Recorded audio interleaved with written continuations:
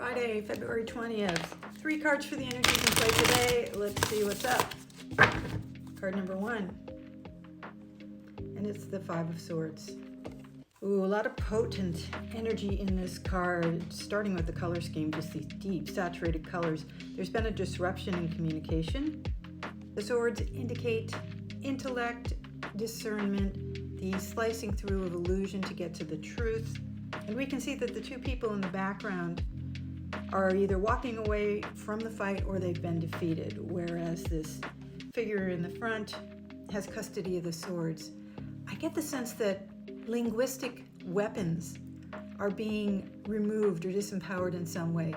There's a sense that illusion no longer operates the way it has for some time. It's being sliced through, the veil is being cut, and we're starting to get to the truth, finally. The old linguistic wars we were fighting are no longer operational. They're no longer valid. So the competing narratives that we've been seeing for so long are falling apart. This might be personal for you. This might be a way you've been viewing your life that has turned out to be a complete distortion of what was really going on. And this can also be collective, because we've been having these collective energies all week of something collapsing so that something new can be built and getting through to the truth of the matter. I'm encouraged by the sun in the background, which could be either rising or setting.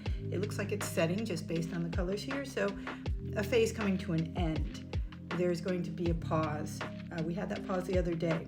A pause in the war of words so that we can finally get to the bottom of something. All right, let's see what the second card has to say to us. And we have the Page of Rods, and he is reversed. So as you know by now, the page is a beginner stance, and in his hand he holds this rod, which is stored fire. So ambition, drive, starting something new, learning how to control this element. And we can do that now with the energy that we've removed from the verbal, the narrative fights that are represented in the first card. But because this card is reversed, it's telling us that the danger here is misapplication of that fire, putting it toward the wrong endeavor. So we need to steward our fire appropriately. It will fruit into something useful. We can see that by the leaves growing out of the rod. The feather in this guy's cap suggests that he already knows how to do this. He has this learned stance. His clothes show us that he's not in a beggarly position. So he's somebody who comes from a tradition that's already initiated him. You have the energy to do this. You have the knowledge in you. It's a matter of using it wisely. So the reversal suggests that we need to maybe recalibrate here, and that might mean taking stock. In this reverse position, he kind of looks to the past, so we might need to evaluate where our strengths are and what the most efficient way forward is going to be. To refine that a little bit, looking back can also mean asking yourself, where is this impulse to act, to use this fire coming from? What actually excites you versus what is just a distraction from boredom or discomfort? So use that flame wisely, calibrate its temperature as you're moving into this next phase. Okay, final card to round out this spread this morning, and it's the Queen of Pentacles, and she is reversed as well. So really interesting transition here. The Queen in general is embodiment of the suit. So Pentacles being material reality, material wealth, just physical embodiment in general. She contains that with mastery. The Page, operating wisely, eventually graduates to the Queen, the embodiment and the mastery of the material realm. However, she is reversed.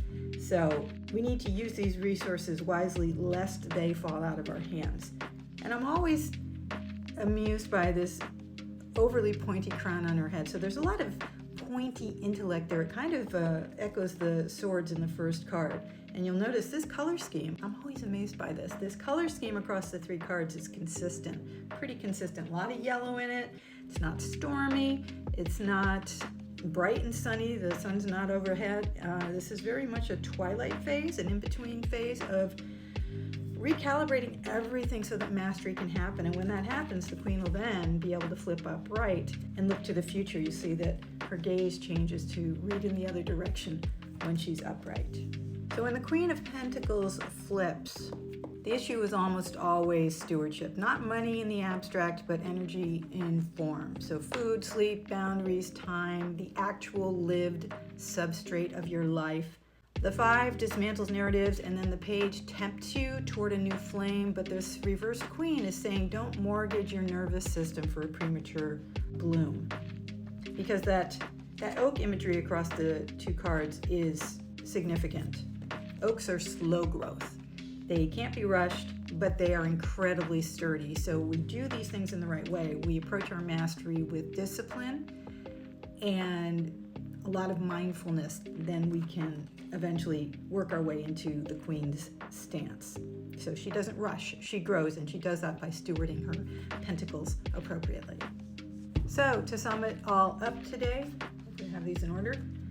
The 5 of Swords tells us that old narrative battles are losing their relevance. Mental conflict may be exposed as inaccurate or unsustainable.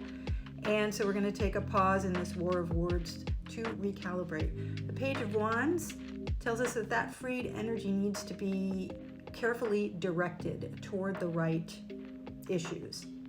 And the Queen of Pentacles reversed tells us that we need to guard our material and physical resources and even our non-physical resources to stabilize the body and our energy before expanding into the next phase. So mastery is possible, but we need to do that through grounded stewardship during this transitional phase. And that's today's read. Like, follow, and share for more. See you tomorrow.